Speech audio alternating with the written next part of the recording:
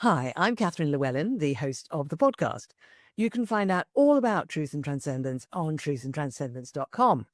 And you can find out all about me on beingspace.world, where you will find my online coaching offering as well as my UK-based workshops. The Freedom of Spirit workshop for liberation and empowerment, the Pellower Radical Shift in Consciousness workshop for spiritual expansion, and transformational coaching for exploring the mind-body-spirit connection on the expansive path. You can also support the podcast by actually making a donation. I hope you enjoy the show. Welcome to Truth and Transcendence. You can find all our other episodes on truthandtranscendence.com. What I'm going to talk about today came to me while I was lying on the floor at the hall that I go to for ecstatic dance once a month. And I was lying on the floor listening to a beautiful little sound bath that was happening around me at the end of the dance. And this is something we always do. We dance for an hour and a half, two and a half hours actually.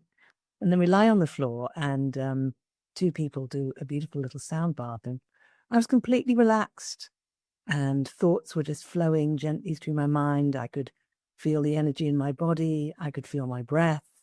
It was a lovely experience. And something just drifted into my mind, and it was an image of a circle, and the circle was divided into 4 quarters with a line down the center and a line across the center. And this circle was representing different phases in terms of primary emphasis for a human being. And I was thinking about it in relation to myself. And the first phase, the words came through with it. And the first phase, which was actually the top right-hand quarter of the circle, was about asking and opening. And so this was about being in a time of asking for learning, asking for wisdom, asking for help, asking for information, asking for adventure, asking for fun, whatever it is, that state of needing something, having an interest in something, asking for it, and opening being the other half of that, which is then being open to receiving. And I recognize that there are times in my life when that's my primary emphasis, particularly when I was much younger. I was asking for knowledge, wisdom, answers, clarity, and I was asking more or less clearly or in more or less confused fashion, and I was open to whatever extent I was open. Of course, sometimes a problem occurs when we are asking, but we're not quite sure what we're asking for, or we are sure what we're asking for, but we don't really want to ask for it. We feel self-conscious, we feel confused, we feel ashamed perhaps, or guilty about asking for what we need. And there are times as well when we do ask, and yet we're not really open, we're not fully open to receiving. We're not fully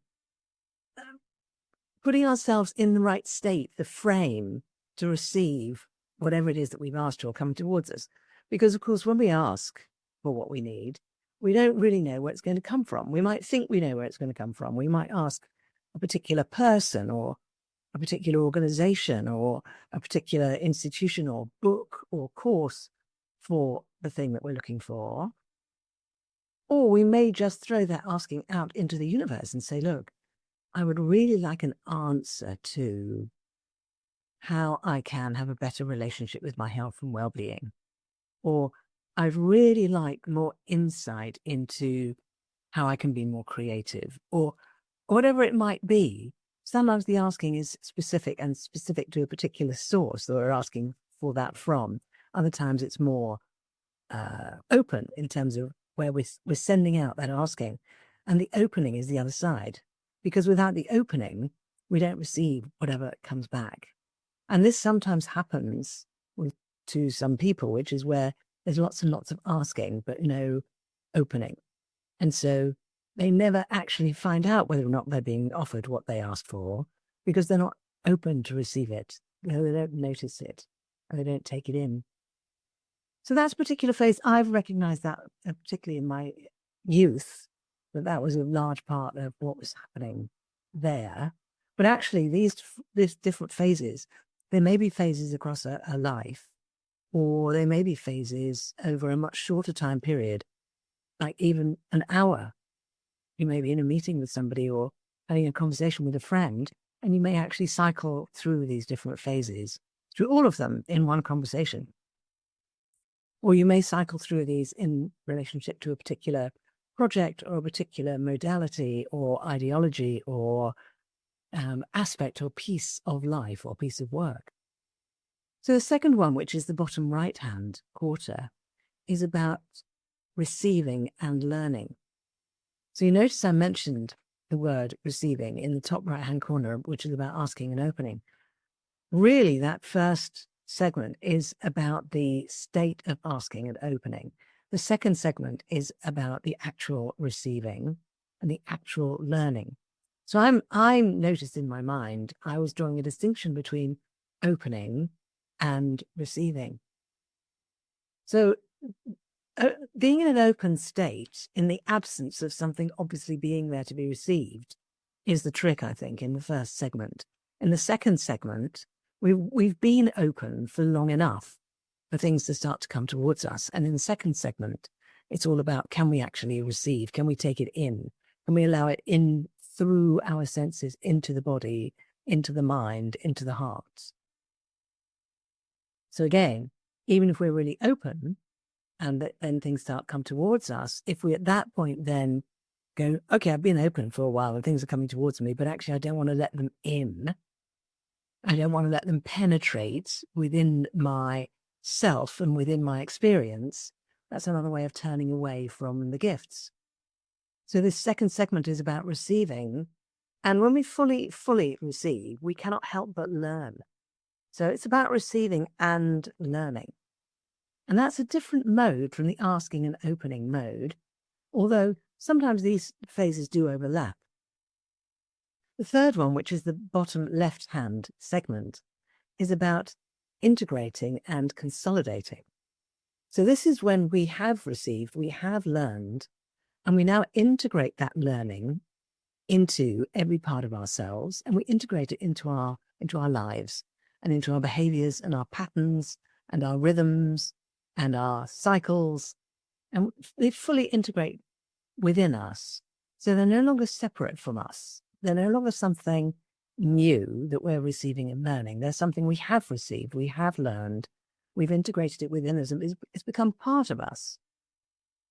And consolidating is about, consolidate means to make more solid, to make solid.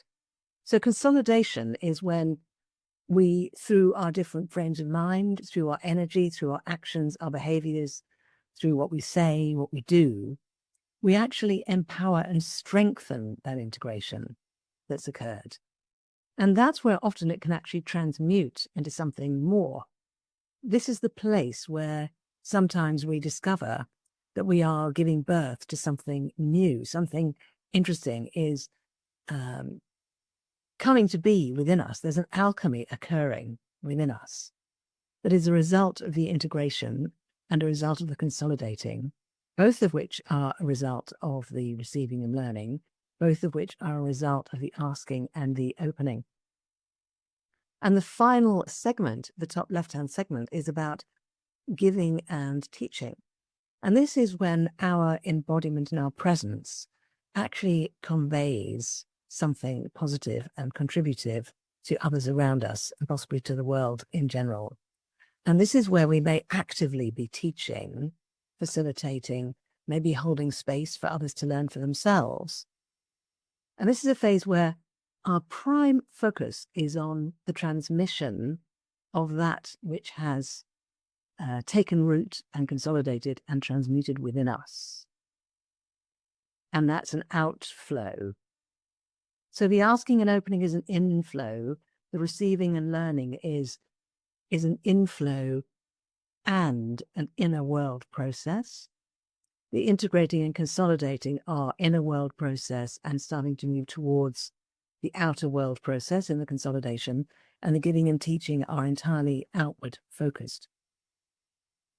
So this image with these words came to me within the space of about maybe a minute and a half lying on the floor. And then, funnily enough, we were all sitting in circle after that, after the dance. And we were sharing and telling people about things that we're doing. And I mentioned the podcast.